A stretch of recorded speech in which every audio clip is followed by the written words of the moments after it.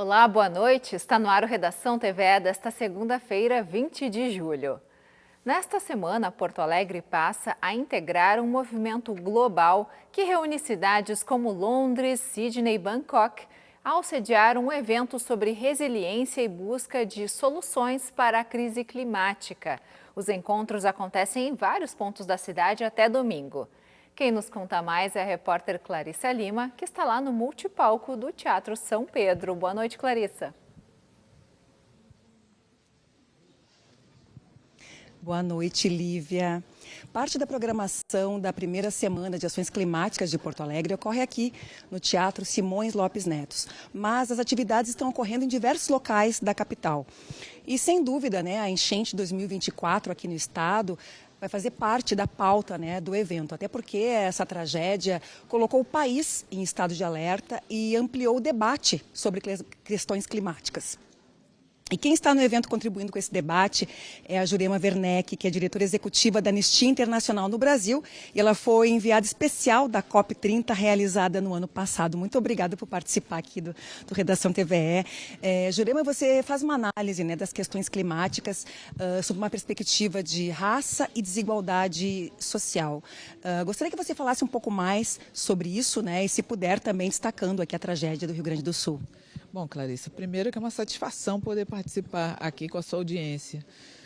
Veja, eu fui convidada pela presidência da COP30 de ser enviada especial para a igualdade racial e comunidades marginalizadas. E por que a COP30 reconhece a necessidade de ter uma interlocução com as comunidades vitimizadas pelo racismo e marginalizadas? Porque a gente já sabe, eu acho que sua audiência também sabe, que são as populações que sofrem o racismo que estão muito mais vulneráveis a qualquer tragédia. Eu venho da saúde, originalmente, antes de estar na Anistia Internacional, eu era médica, e lá na medicina a gente já sabia que são as comunidades mais vulnerabilizadas socialmente, racialmente, para onde as epidemias, as doenças alcançam, as tragédias alcançam.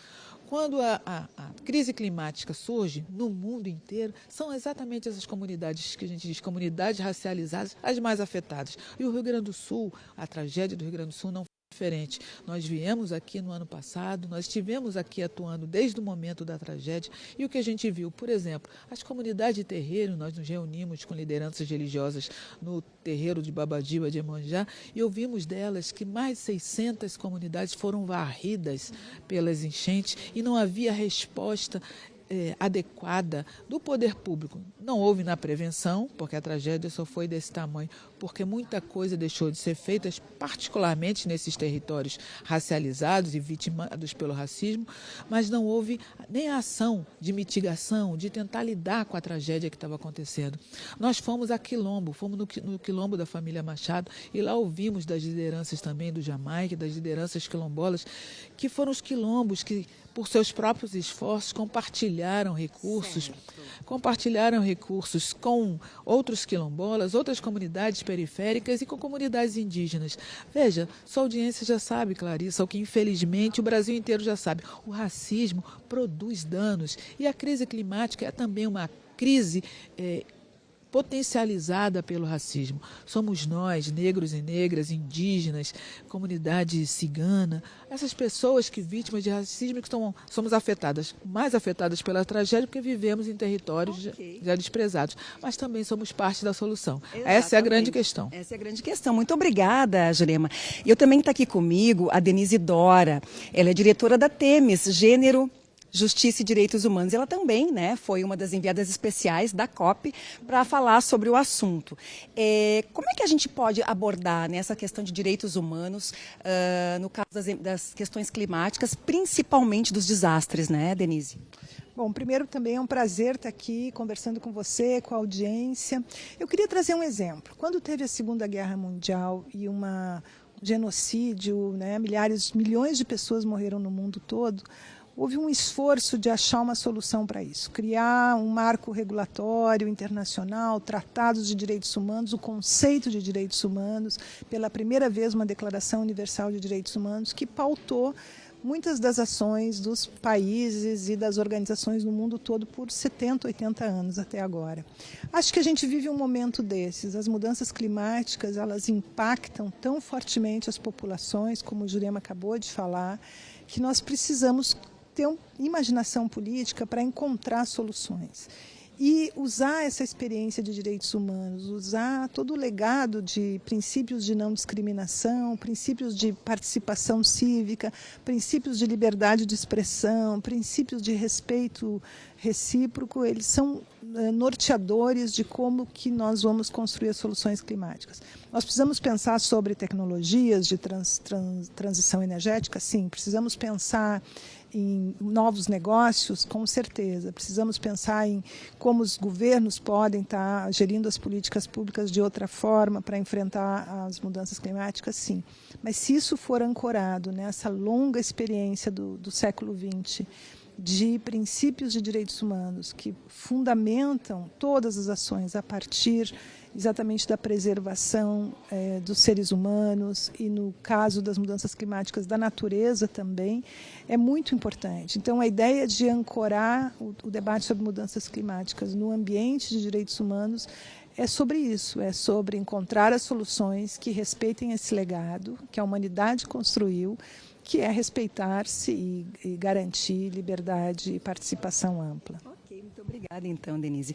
E, como eu disse, né, a programação da primeira semana de ações climáticas de Porto Alegre é bem extensa, ocorre em lugares diferentes da cidade. Quem quiser mais informações sobre o evento, é só acessar o site da programação que aparece aí no vídeo.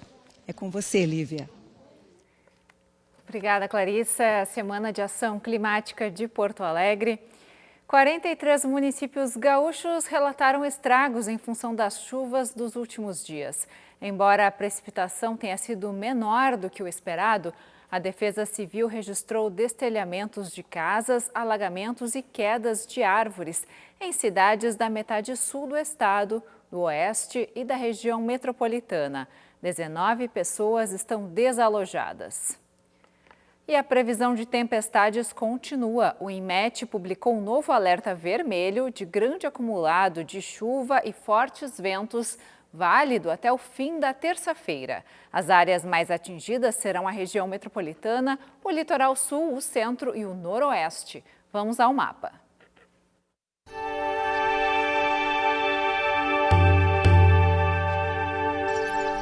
Uma nova frente fria chega nas próximas horas. Ela se soma à massa de ar quente que ficou semi-estacionária sobre o território gaúcho. Com isso, chove em todas as áreas. O acumulado pode chegar a 200 milímetros com risco de temporais. As temperaturas se mantêm amenas e, devido à umidade, quase não mudam ao longo do dia. É o caso de Porto Alegre, que tem variação entre 17 e 19 graus. Os termômetros vão dos 18 aos 20 em Santa Cruz do Sul. Mínima de 15 e máxima de apenas 16 graus em Alegrete. Começou hoje e vai até domingo o período de votação na consulta popular, quando os cidadãos gaúchos podem escolher propostas para integrar o orçamento do Estado no ano que vem. A votação pode ser feita no portal da Consulta Popular ou pelo WhatsApp da assistente virtual do governo, pelo número 3210-3939, prefixo 51. Ao todo, 60 milhões de reais serão destinados para a execução dos projetos escolhidos pela população. E a gente fala agora de cultura. Santa Cruz do Sul, no Vale do Rio Pardo, iniciou a contagem regressiva da organização da Feira do Livro e Festa Literária Internacional de Santa Cruz, que acontece em novembro. Foram divulgados os homenageados da feira, que vão ter um papel fundamental na divulgação do evento e na missão de valorizar o hábito da leitura. A reportagem é da Unisque TV. É aqui na Biblioteca Pública Municipal, professora Elisa Borowski, que a história da leitura em Santa Cruz do Sul é preservada diariamente. Fundada em 1998, a biblioteca reúne atualmente mais de 16 mil livros à disposição da comunidade e se consolidou como um importante espaço de acesso ao conhecimento e à cultura. O hábito da leitura pode começar entre estantes, seja em casa, na escola ou na Biblioteca Pública Municipal. E este espaço simbólico de Santa Cruz do Sul é tão importante para a formação de novos leitores quanto a Feira do Livro, que este ano homenageia 2 personalidades que estão diretamente ligadas à promoção da literatura. O Jair Teves, escolhido como incentivador da leitura desta edição da Feira do Livro, está na segunda casa dele. Afinal de contas, coordena a Biblioteca Pública Municipal desde 2001. Natural de Porto Alegre, desenvolve diversos projetos voltados à valorização das bibliotecas e à aproximação da comunidade com o universo literário. A biblioteca não pode ser depósito de livros. Existir só para dizer, ali a nossa biblioteca tem tantos mil livros. Não é essa a finalidade, ou pelo menos não deve ser. A principal coisa que eu vejo é trazer a biblioteca para a visão das pessoas do tipo, olha, a informação que eu preciso lá pode ter. Sabe? Olha, o passatempo que eu quero lá pode ter. E isso vai desde atividades lúdicas, a saber orientar, incentivar leituras. Então, a biblioteca ela tem que ser dinâmica. Em um mundo cada vez mais conectado e onde as telas disputam a atenção a todo instante, despertar o gosto pela leitura tornou-se um dos grandes desafios da educação e da cultura. O estímulo à leitura começa na infância e depende da participação da família, da escola e de espaços públicos, como a biblioteca. As próprias pessoas vão descobrindo o momento de voltar para o livro, no caso mais dos que já saíram da infância, né? E que na infância realmente nada vai substituir a família, que vai ter que saber dosar e coordenar. E aí estão os educadores, psicólogos, orientadores que podem ajudar nessa orientação, porque aí é orientar, não é uma questão de proibir, mas de saber a hora de uma coisa, a hora de outra. Reconhecido por uma trajetória com mais de 40 obras publicadas, Gil Kipper foi escolhido como escritor homenageado da 36ª Feira do Livro de Santa Cruz do Sul.